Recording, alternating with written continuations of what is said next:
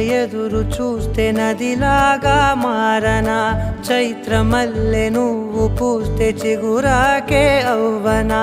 నన్నే వరించే యువరాజును అంట నీ యువరాణి